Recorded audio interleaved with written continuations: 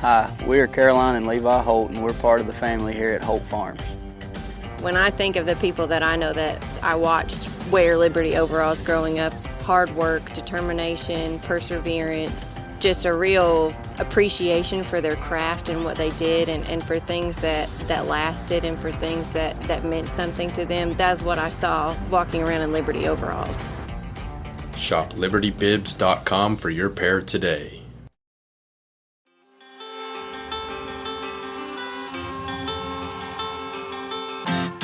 Hi, I'm Katelyn Dubin, and this is the Rural Woman Podcast.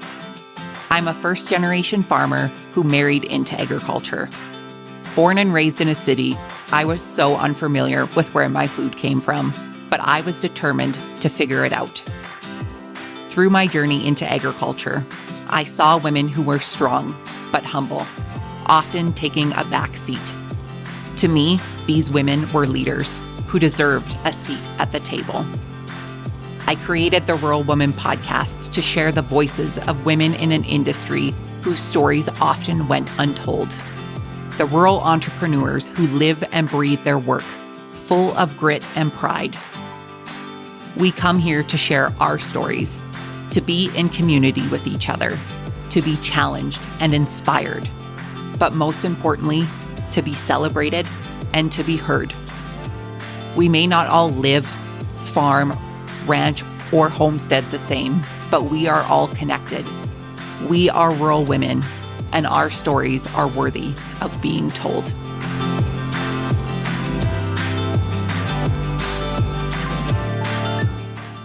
Hey everyone, welcome to this week's episode of the Rural Woman Podcast. Today we are replaying an oldie but a goodie. Now, if you have been a longtime listener of the Rural Woman Podcast, then you know the name Annabel Morgan. She has been a friend of mine and of the podcast since the beginning. And this week's episode is a replay of our second Annabel Morgan hosted interview where she interviews me. This has been a fun episode that we have done a couple of times now, and we are bringing it back. Now, if you are on my email list, then you already know this new episode is coming where Annabel will ask me anything. If you're not on my email list and you would like to have me in your inbox, then I would encourage you to head to today's show notes and sign up and join our email community, where I can keep you up to date on all things Rural Woman Podcast, the farm, the shop, all of the things. So you can head on over to wildrosefarmer.com and join us on our email list or through today's show notes. Now, if you would like to participate in an upcoming Ask Katelyn Anything by submitting your questions for me, you can head to today's show notes as well. There is a link for the Ask Katelyn Anything questions. So click on that and submit your questions. And our hostess with the mostest, Annabel Morgan, will be selecting questions for an upcoming Ask Katelyn Anything episode. We will be back with brand new episodes of the Rural Woman Podcast, starting with the Ask Katelyn Anything interview by Annabel Morgan in November 2022. Without further ado, my friends, let's get to this week's replay with our hostess with the mostest, Annabel Morgan.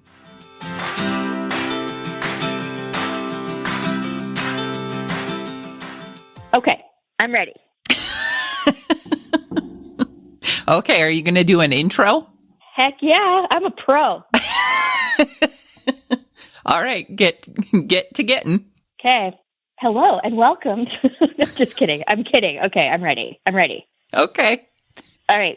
Welcome to the Wild Rose. Nope, it's not Wild Rose, is it? It's the Rural Woman Podcast. Yep. You still have that editor, right?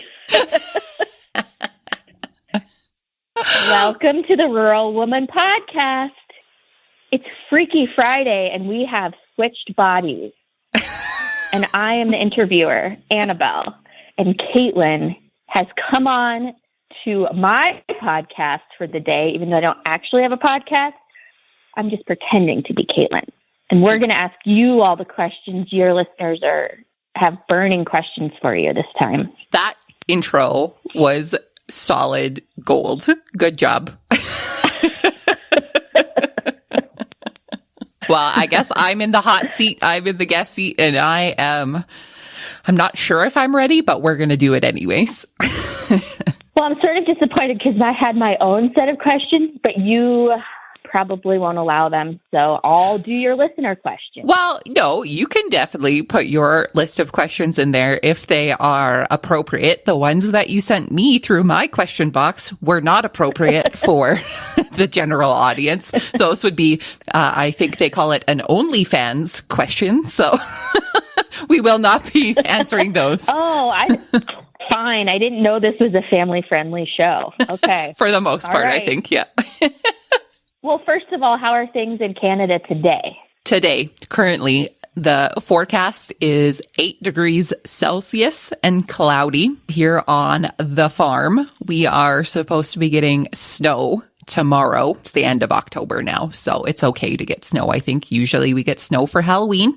So everyone get your snowsuits underneath your Halloween costumes and you'll be good to go. But other than that, things are good. Got things ready for the goats for the winter. And, we're ready. So what do you guys do in the fall to prepare the farm? Well, for me, it was mostly getting prepared to keep livestock over the winter, which I have never done before. This will be my first year having livestock through the winter because, as I am famously quoted for saying, I am a fair weathered farmer. And when it's cold and snowy outside, I like to be inside. But I'm well prepared now. They have the nicest insulated, heated goat shack of any 2 goats ever. So just getting that ready, getting the yard cleaned up, that kind of boring, mundane things. As for the farm side, busy cleaning grain to sell, which is always a big task, and super grateful for our team for helping that out because if I'm being really honest, watching the grain cleaner is not my favorite job here on the farm. Other than that, just kind of getting things cleaned up around the farm, getting equipment cleaned, and making plans for the next growing season. Good. So busy as usual. So, well, you know what? That leads to one of the most asked questions. We'll start easy. Okay. People want to know why goats. And I want to know too. Why goats and not cows? Come on. Well, it all started as a dream for having livestock of my own here on the farm. And for me, knowing that this would be kind of a side project and not something that would be a big money maker here for the farm, I wanted something that I could reasonably manage on my own. So I figured a smaller sized animal would be kind of a better idea.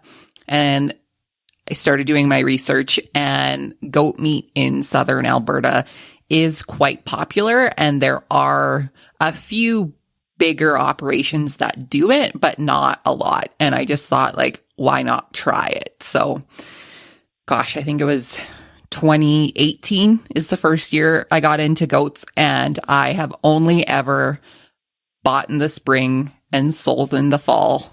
And if anybody knows about buying anything in the spring, it costs a lot of money. So you basically lose out every fall. But it was more or less for a project to keep me busy and learn something new and have my hands in agriculture. And honestly, goats are amazing. But I did, as most people know, have my experience with bottle calves a couple years ago now.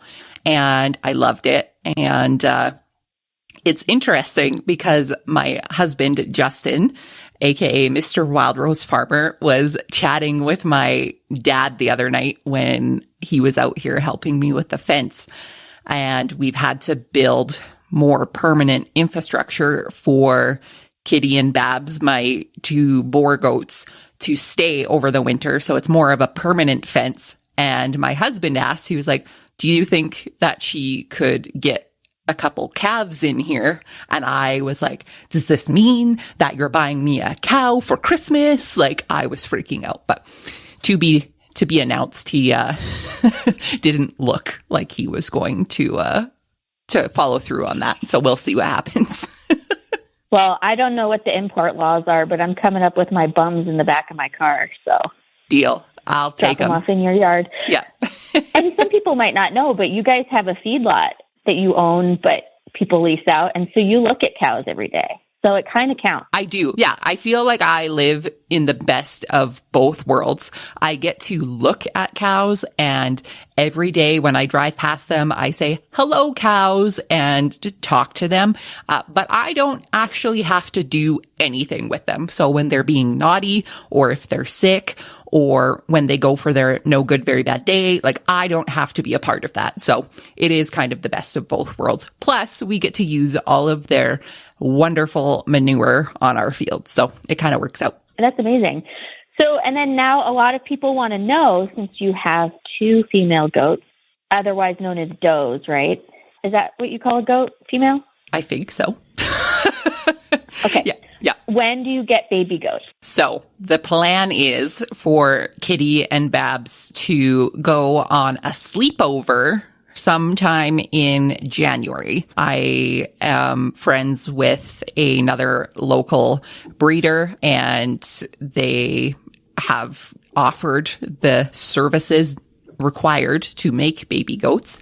And I will be bringing Kitty and Babs over there to drop them off to have some sleepover fun time. And then they'll come back. So their gestation period is about 5 months. So if they go in January, 5 months-ish is about May. So hopefully in May, and, knock on wood that we don't have any May snowstorms, and the weather will be lovely, and we'll have hopefully some baby goats. Very exciting. Yes. If I'm being honest, I am kind of nervous and slightly terrified to do this whole process. Like I said, I've had goats before for a few years now, but I've never had them past November 1st. So having them through the winter is kind of a new thing for me, as well as, going through the breeding process and the birthing process is slightly terrifying. So if there's any listeners out there that have suggestions for me,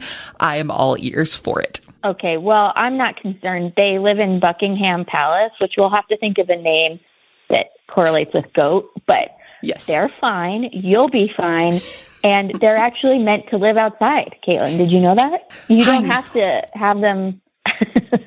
They're just so special, though. You're perfectly capable. I think they'll do great. But I understand. Thank you for your vote of confidence. I'm very confident that you'll do just fine. So kind of tying into your farm, in the past we've talked about your husband kind of had this pipe dream of going organic. He did it. It's been successful. One of the questions is that I'm kind of adding to, what are your future plans for the farm? I'm wondering what you guys, since you've sort of succeeded and it's going well, do you have anything else that you want to change? You talk about your husband kind of always wanting to do things differently and think of new things. And I think you're kind of the same way. Or are you guys content with what's happening? I think for now, we are content in the sense that things are going well. I think there's always the wants that we both want from the farm. One of the biggest things is involving rotational grazing on our fields, but knowing the infrastructure and the people resources that we need for that is something that isn't doable right now, but it's always a thought in the future. That would probably be something that comes to mind immediately for me, especially because there's livestock involved, and I feel like I was formerly alive on a funny farm somewhere or a petting zoo. So I think that, and then just continually building soil health. And I have to admit, I am not super well versed in the realm of soil health and what exactly it takes. I'm able to pick up on a few things here and there, but that is something that, we constantly strive for here, is continuing to build good soil health and having healthy practices to, keep this land as healthy as possible in order to continue to raise certified organic grain. And I said raise grain like it was livestock, but no, grow grain in a certified organic way. Okay. I think that's exciting, though. Hopefully. No matter what. Yeah. Like, I think we have so many big ideas, and I know we're not alone in this, of so many things that we want to happen. And sometimes it's easy to lose focus on what's already going well. And, you see everyone else doing everything else that you wish you could do, but focusing on what's going well, what you're doing well, and how you slowly can expand on that versus jumping into brand new projects and not having all of your ducks in a row to do that and then it not working out. So learning to take it one step at a time is something that I personally need to work on. Yeah, I think people don't understand when they're not actively doing it, which is understandable, but how expensive change is and how even just the smallest changes can be, take years and years to happen on a farm. So it's not quite like, oh yeah, we're going to start doing this tomorrow. It just doesn't really work that way. No. And, the big changes financially cost a lot, but the time commitment for any of these big changes, it can change your entire lifestyle. Like for us, we are a young couple who don't have kids and formerly didn't have any livestock. And before 2020, we're able to kind of pick up and go anywhere during the winter. We still had stuff to do here, but we could kind of take that time away. And that would be the time just for the two of us, which we don't get for 8 months out of the year. But, now in the world that we live in, having Kitty and Babs, but I'm lucky to have a great goat sitter in my dad who has offered to stay here and stay with the goats as long as possible if we do get the opportunity to get away during the winter. So it's kind of, thinking about the time commitment that any of these changes make. How much is that actually worth to you? Because we talk about finances, but let's talk about time too. And that time for me is worth more than any money. Right.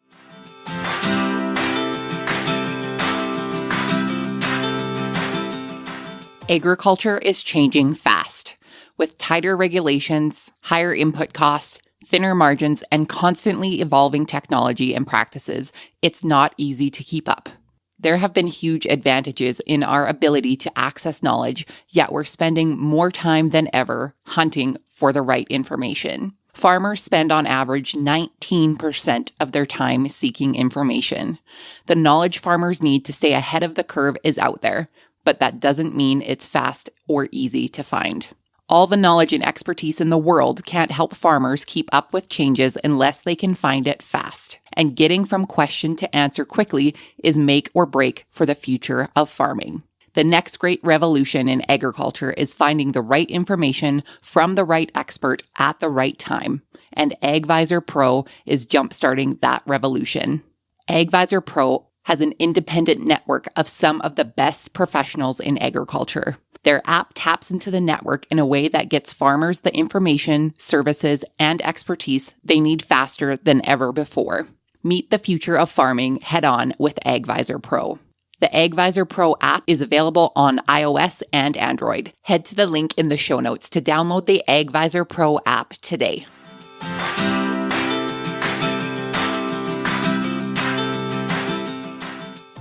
So we're changing gears now. It was sort of a dramatic month for you with your podcast specifically because you discovered, everybody that listens kind of knows the story probably from your social media, but somebody stole knowingly your podcast name. And though their platform was a little bit different, it was pretty detrimental to a business that you put in a lot of, we're talking about time, finances, emotions into. So there was a question about, do you feel differently about what you do after your name was stolen? And whatever is the conclusion to what happened with that. And I don't know, but if you've ever been burglarized in your home or your car, you get this sort of weird feeling. And I didn't know, do you have that with your podcast? Right. Yeah. That's a good question. I think I feel differently in a couple different senses, and I think it's evolved over time. Definitely felt, for lack of a better word, violated when this all started and when it all happened, it was kind of a gross misuse of power on this person's part. They knew who I was, they knew my name, they knew my brand, and decided to use it for their own.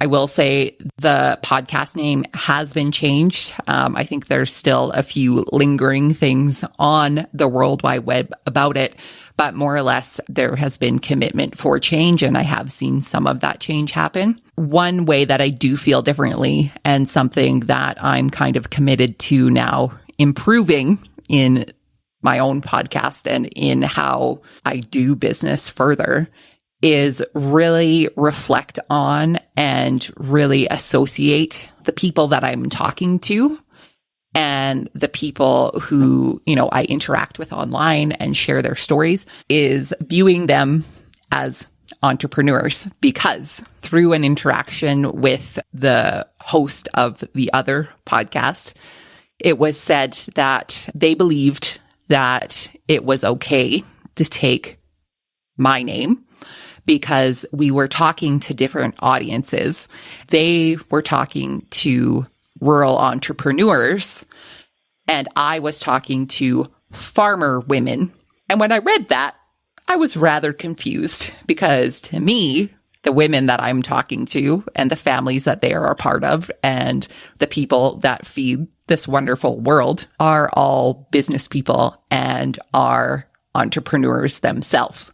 I took a moment to actually look up what the definition of entrepreneur was. And the definition is a farmer. It's a business who runs with great risk. And I think to myself, what greater risk than having a business that has so many factors that are out of your control? We don't control the markets. We don't control, what consumers buy. We don't control the weather. So in a long sense, I guess, there's a few things that have changed. It was a really crappy time for me, and it was really shocking and disheartening of everything that happened. But I look at it now as what a great testament to the community that has been built around the Rural Woman podcast, and the amount of stories and the people who spoke up about how this podcast has made them feel like they're a part of something more in this rural community, in this agriculture community. Because I've always said, we don't always do everything the same. Some of us are organic, some of us conventional, grass-fed, grain-finished, any of those things. There's so many differing factors. But the thing that brings us all together is the fact that we are rural women, and that bonds us together. Yeah. And I just, a testament to your followers and people who listen to your podcast. I was very impressed with the response. And, on the internet, it's easy to sort of be mean because you're on a screen. And I felt like people were firm, but extremely polite. I mean, in the masses, you had a great support behind you. And that was pretty cool to see. You've built a pretty nice community. I think so. I think you're all pretty great. So. And mine is that one ranch wife from Montana. She's a little edgy, but we'll talk about her later.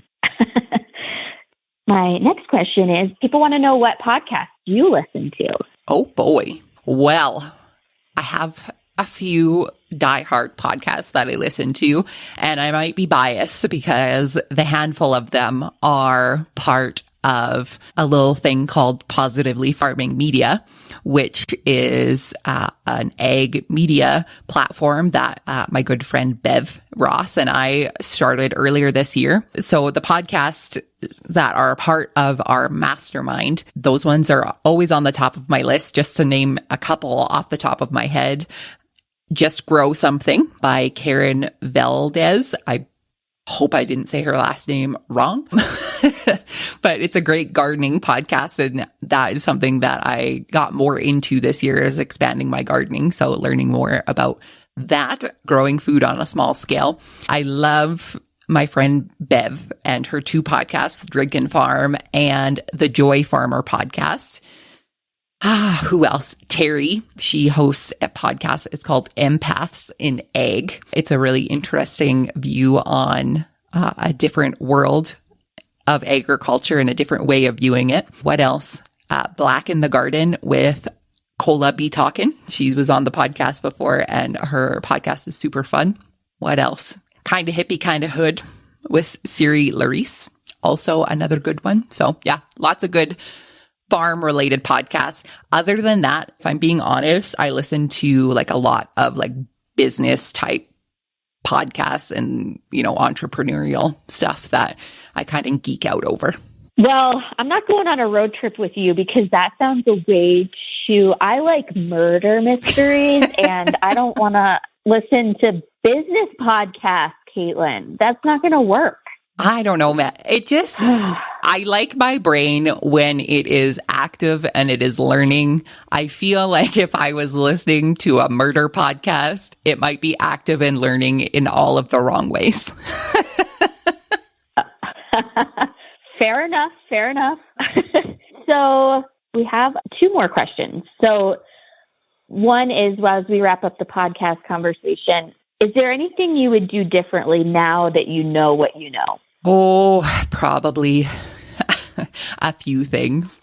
But I think, looking back and doing things differently now is probably more important than, wiping out, past mistakes or mishaps or anything that has happened for me. Because I think, those are learning experiences. And instead of kind of beating yourself up over them, you take what you know now and you do better. There are amazing stories that I have shared from women who haven't previously been given voices on platforms like this. And it's sad to know that, but I have built relationships and connections with these people that I really cherish and will keep in my heart forever. And by sharing stories of women's voices who haven't been heard before really just gives me the motivation to want to keep going and reaching out and building connections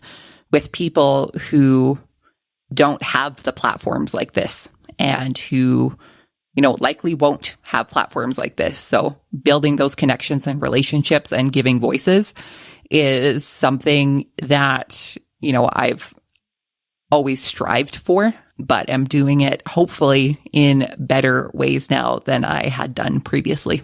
So that kind of ends with a tougher question. And it's interesting because I looked back to see who asked this and it appears they've blocked me. So I think that perhaps this question was asked in a trolling manner, which upsets me because I think it's a fair and good question. And you should ask these questions with pride to people if you really, really care about the answer. I hope this person cares about the answer rather than just trying to make a point. And because I know you personally, I know it's okay to ask you these things and that you are doing your part like you said you would and you told your listeners you would. Anyway, I just find that interesting that they have appeared to block me because, anyway, I hope they're listening. And next time, just ask, man. We're all here to tell the truth. But the question was, after posting the black square, what changes have you made in your life off? And then it cut off. So I was assuming they meant off of social media. I'm not 100% sure what they meant. But anyway, that's the question. I love a good backstory of them blocking you after asking that question. That's great.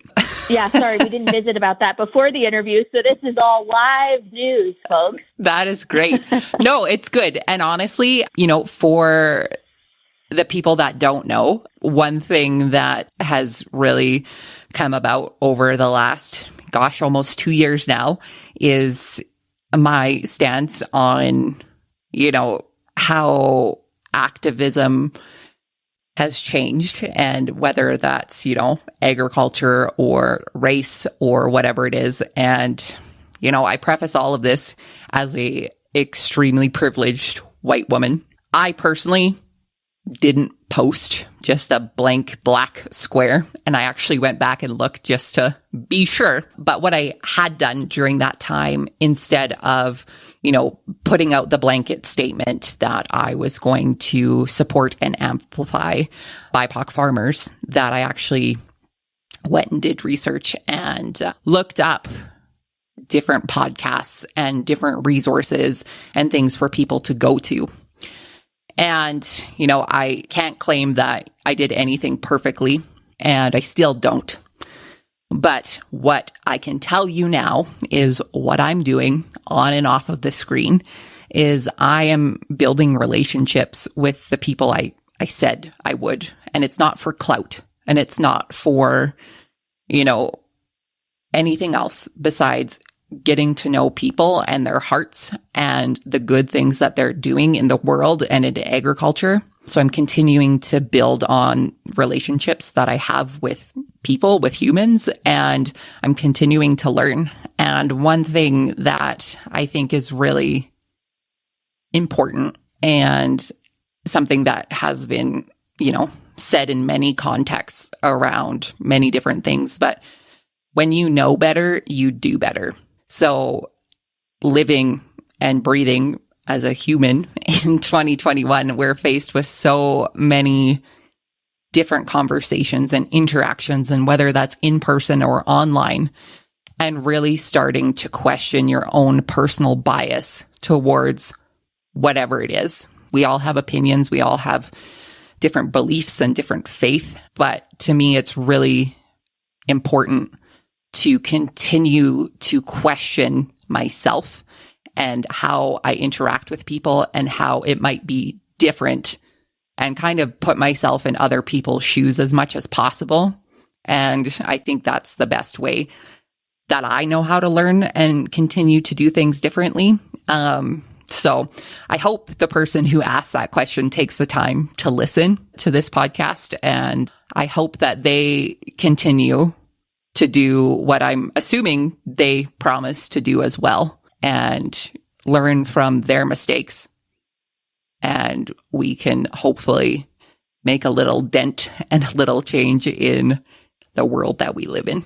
Yeah, and I'm sort of wondering too, since you never even posted a black square, where that's coming from. That's an interesting how that played out there. But and I think you do a great job, and I applaud you, and you're very vocal, which is amazing. And you and I have different methods in life, which you and I have, like as friends, have, I don't even know how to explain it, but just you can see the differences, and you've inspired me a lot to be more vocal. I have a tendency, my family always says I should be a diplomat, because I have a tendency to just try to make everybody happy, and I have a hard time calling people out, especially people that I don't know. I'm very good at calling people out that I do know and that are close to me, but at least in social media.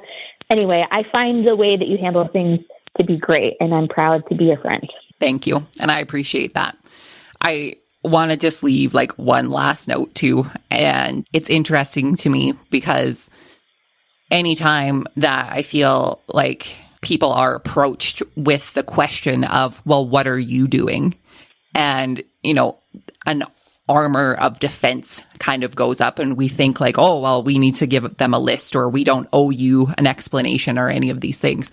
But I feel like if you have publicly made a commitment before to say that you're going to do something for me, I think following through on that commitment, not only it's not for public clout or anything, but it's just, to me, if you say you're going to do something, you should do it. Or if you aren't doing what you said you were going to do, then, I don't think you don't owe me an apology. You take that time and that opportunity to really reflect back and kind of just get back on track. That's the thing. Nobody's expected to do anything perfectly.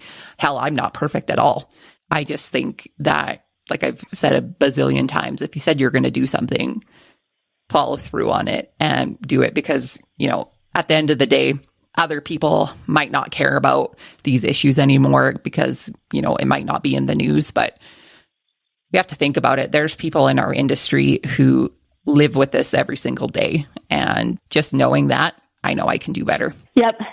And it's really easy to just focus on Canada or the United States, but we forget how big the world is and how many people in agriculture are, faced with all sorts of different things that come up. And I don't think this question was sort of combative, and I just don't think it has to be that way all the time. And I find that the internet just sort of condenses it into this combative, I'm going to make this point and then block you. It seems funny, but hey, it takes all of us to make the world go round. What do we know, right? What do we know? Takes all kinds of kinds. Yeah.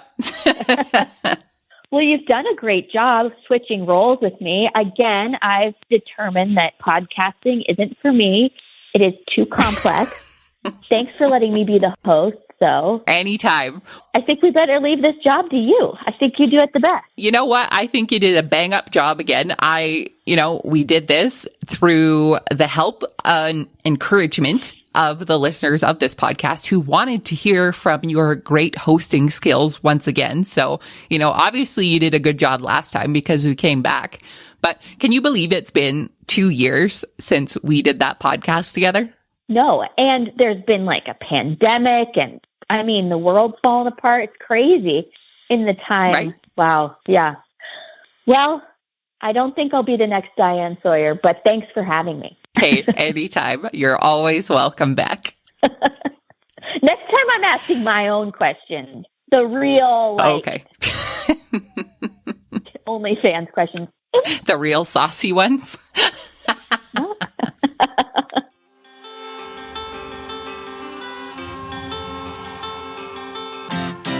Thanks for listening to the Rural Woman Podcast, a proud member of the Positively Farming Media Podcast Network.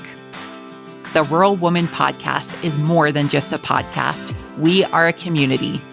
A huge thank you to the Rural Woman Podcast team, audio editor Max Hofer, and admin support from Kim & Co. Online. A special thanks to our Patreon executive producers, Sarah Riedner from Happiness by the Acre and Carrie Munven from Laystone Farms.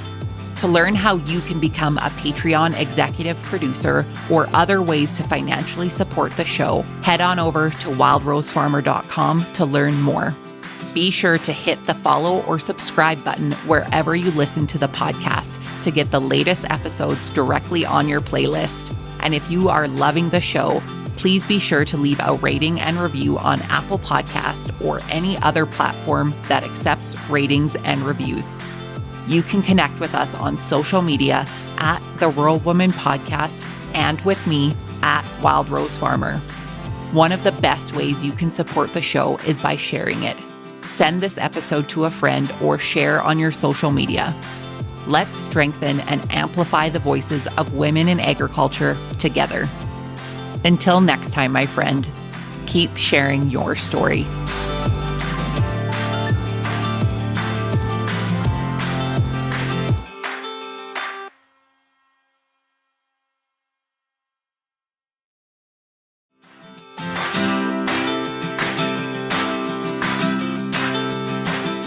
There's a better way to answer on-farm questions with AgVisor Pro. Farmers are able to get answers now, not later, from an independent network of some of the best professionals in agriculture. Spend less time searching for those answers. Ask your question on the AgVisor Pro app and move faster and more confidently in your decision-making. Available on iOS and Android, head to the link in the show notes to download the AgVisor Pro app today.